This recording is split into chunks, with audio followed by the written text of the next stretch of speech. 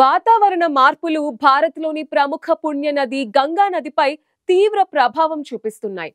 గంగా నదికి మూలమైన గంగోత్రి హిమానీ నీటి ప్రవాహంలో స్నో మెల్ట్ 64% ఉందని Indian Institute of Technology Indore పరిశోధకులు వెల్లడించారు. ఇక హిమానీ నది గరిష్ట ప్రవాహం 1990లో ఆగస్టు నెలలో ఉండగా ఇప్పుడు జూలైకి మారింది. దాదాపు 41 ఏళ్ల పాటు ఐఐటి ఇండోర్ పరిశోధకులు చేపట్టిన అధ్యయనంలో కీలక విషయాలు వెల్లడయ్యాయి.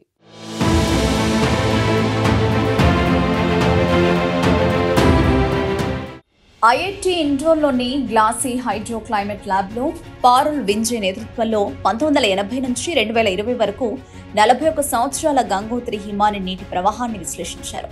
ఈ అధ్యయనం high resolution spatial process in hydrology మోడల్ను ఉపయోగించి ఫీల్డ్ డిశ్చార్జ్ రికార్డులు, శాటిలైట్ ఆధారిత glacier mass balance data, snow cover మ్యాప్లతో కాలిబ్రేట్ చేశారు. గంగోత్రి హిమానీ నీటి ప్రవాహాల్లో హిమం కరిగే నీరు 64%, గ్లేషియర్ ఐస్ కరిగే నీరు 21%, వర్షపు నీటి ప్రవాహం 11% మరియు బేస్ ఫ్లో 4%గా ఉన్నట్లు అధ్యయనంలో తేలింది. అయితే ఉష్ణోగ్రతలు పెరగడంతో ఈ మార్పులు చోటు చేసుకుంటున్నాయి. 1980 నుంచి 1990 మధ్య ఆగస్టులో స్నో మెల్ట్ 70% ఉండగా 2001 నుంచి 2010 నాటికి ఇది 41%కి తగ్గింది. 2011 నుంచి 2020 నాటికి 57%కి కొంత మెరుగైంది. వేసవి కాలంలో పెరిగిన ఉష్ణోగ్రతలు, శీతాకాలంలో తగ్గిన హిమపాతం ఈ తగ్గుదలకు కారణమని పరిశోధకులు తెలిపారు. గంగోత్రి హిమానీ హిమాలయాల్లో అతిపెద్ద హిమానీలలో ఒకటి.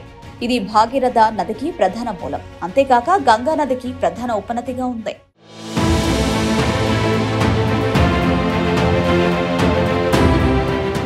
గంగా నది భారతదేశంలో 400 మిలియన్లకు పైగా జనాభాకు సేద్యం, తాగునీరు, హైడ్రో పవర్ కోసం ఉపయోగపడుతుంది.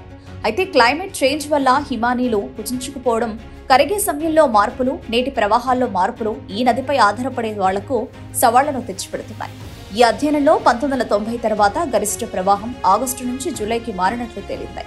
తక్కువ శీతాకాల హిమపాతం, వేసవి ప్రారంభంలో ఎక్కువ కరిగే హిమం దీనికి కారణమని పరిశోధకులు చెబుతున్నారు. ఈ మార్పు వ్యవసాయం, హైడ్రోపవర్ ఉత్పత్తిని అస్తవ్యస్తం చేస్తుందని పరిశోధకులు హెచ్చరిస్తున్నారు. గత 70 సంవత్సరాలలో గంగోత్రి హిమానీ 1500 మీటర్లకు పైగా వెనక్కి తగ్గిందని Wadia institute of Himalayan geology రికార్డులో వెల్లడైంది. 2017 నుంచి 2021 మధ్య హిమానీ ముందు భాగం స్నౌట్ 2070 మీటర్లు వెనక్కి తగ్గి 0.08 చదరపు కిలోమీటర్ల వైశాల్యాన్ని కోల్పోయింది. ఇక హిమానీ అంతర్గత నీటి డైనమిక్స్ కూడా మారుతున్నాయని ఈ అధ్యయనం సూచించింది. మొత్తంగా ఇది నీటి లభ్యతపైన ప్రభావం చూపుతుందని పరిశోధకులు హెచ్చరిస్తున్నారు.